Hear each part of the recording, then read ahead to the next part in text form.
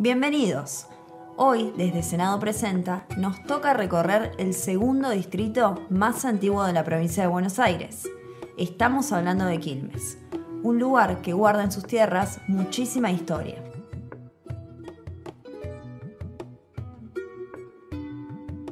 Su nombre se debe a la comunidad originaria Quilmes, que fue forzada a trasladarse 1.200 kilómetros a pie desde la provincia de Tucumán en el siglo XVII.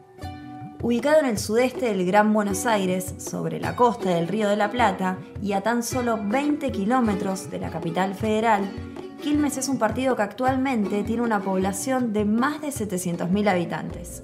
Vayamos a conocerlo.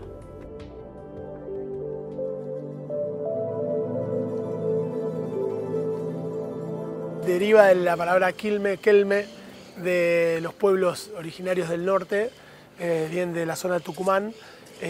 Recuerden que es una historia bastante particular porque fueron traídos violentamente desde el norte hacia acá para erradicarlos del norte y bueno, luego se asentaron aquí. Los poquitos que llegaron eran muy pocos, estamos hablando de hace 351 años y poco más. En 1666, después de una lucha de casi 100 años, el gobernador Alonso de Mercado y Villacorta derrota a los quilmes y a sus pueblos asociados en los valles calchaquíes y resuelven extrañarlos, como le llamaban los conquistadores a los pueblos rebeldes que no estaban dispuestos a ser subyugados.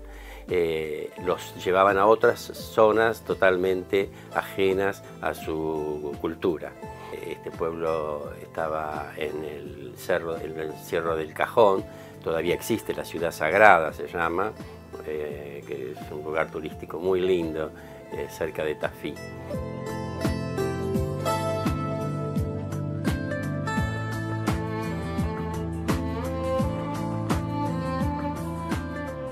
Quilmes nació como reducción, era la reducción de la Santa Cruz de los Quilmes.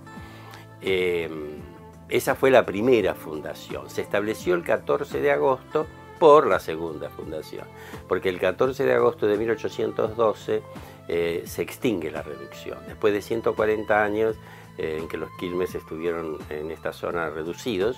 ¿Por qué le digo segunda fundación? Porque hablamos desde el punto de vista demográfico, se establece una nueva población, o sea, ya no solo esto estaba asignado a un pueblo originario, sino que se distribuyen estas tierras entre otros, sobre todo entre los veteranos de las invasiones inglesas y de la gesta emancipadora. Desde 1666 a 1812 fue reducción.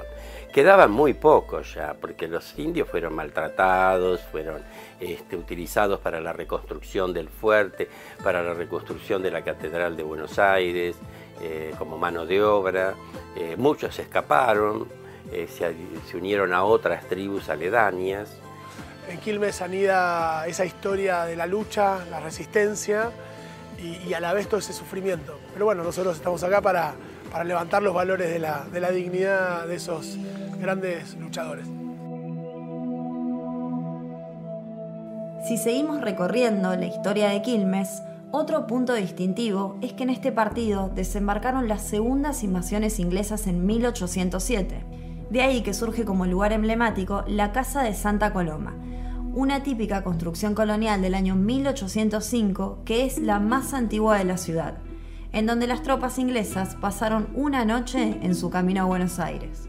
Tuvo varios dueños hasta que fue donada a la Congregación de Hijas de María Auxiliadora y desde el año 1976 es propiedad del Obispado de Quilmes. Fue declarada Monumento Histórico Nacional el 10 de diciembre del año 1945. Además, está declarada Monumento Provincial y Municipal. Acá una de las familias que vivían era los Santa Coloma. La familia de Santa Coloma tenía una propiedad muy grande, muy importante, que hoy está en Bernal, en el barrio Villa Kramer.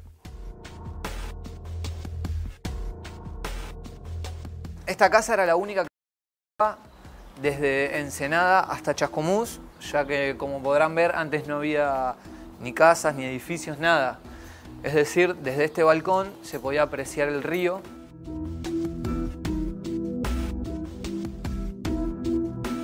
En esta casa vivía Santa Coloma, con aproximadamente 15 esclavos. Era una casa que tenía casi 18 habitaciones, entre ellas cocina, almacenes, piezas, comedores, establos para los caballos.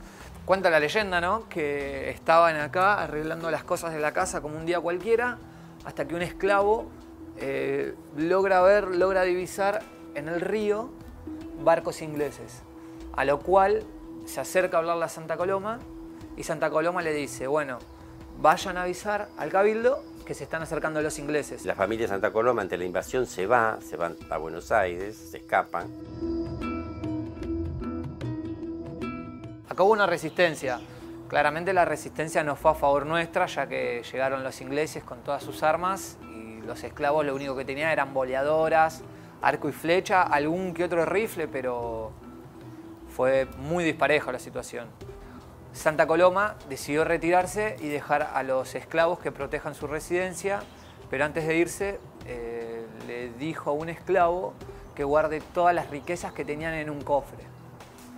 Acto siguiente, al esclavo lamentablemente lo matan los ingleses y hasta el día de hoy no se sabe dónde se encuentra ese tesoro. Mismo mucha gente se reúne a buscar ese tesoro desde hace años y todavía nadie lo encontró. Otro de los lugares característicos y fundacionales de Quilmes es el ex Palacio Municipal, en donde ahora funciona la Casa de la Cultura. Además de su importancia por la edificación, allí se conservan restos arqueológicos de los indios Quilmes. Se llama Casa de la Cultura porque un director de cultura toma la idea de un movimiento cultural que se forma en Francia, ¿no? De crear en cada lugar una Casa de la Cultura, un lugar, un centro donde se desarrolle la cultura de cada zona.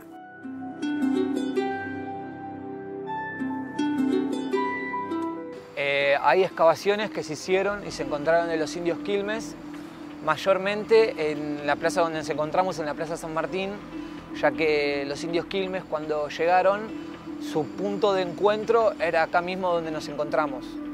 También se encontraron muchos en el río de Quilmes, se encontraron vasijas, se encontraron restos de flechas, se encontraron vasos, platos, hay una gran muestra adentro.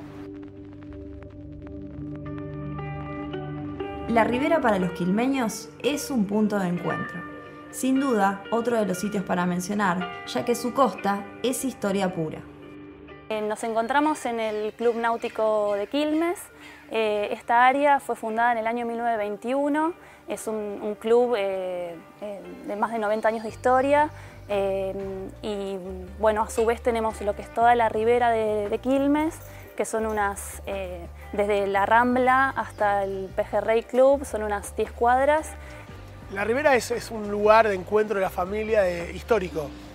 Uno ve fotos de hace 100, 120 años y ve el Pejerrey Club, bellísimo, la familia llegando en carros y encontrándose ahí, sábado, domingo, los fines de semana, obviamente, y a disfrutar del río, ¿no? Que es el lugar, a mi entender, más bello que podemos tener. Fue uno de los parques recreativos o balnearios más importantes de nuestro país. En un momento fue muy importante y actualmente reúne a público en general. Es el sitio en el que los quilmeños vienen a pasar el día, a comer, y hay un montón de actividades de tipo náuticas. A su vez también la pesca que se puede realizar en el muelle del Pejerrey y distintos deportes acuáticos principalmente. Ya que fue el primer balneario popular que tuvo toda la provincia, ¿no? Incluso antes que Mar del Plata.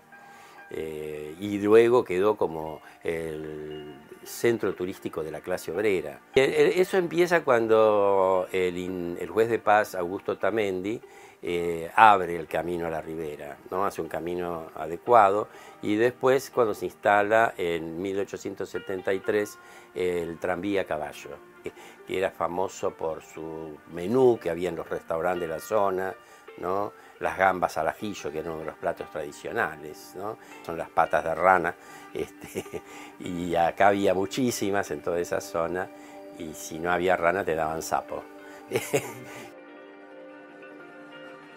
Además del río, que es algo natural, también es algo histórico, ya que todo lo que es la playa ha sido declarada lugar histórico por el desembarco de los ingleses durante las invasiones, y a su vez porque tuvo lugar una batalla naval contra el Brasil en el año 1826.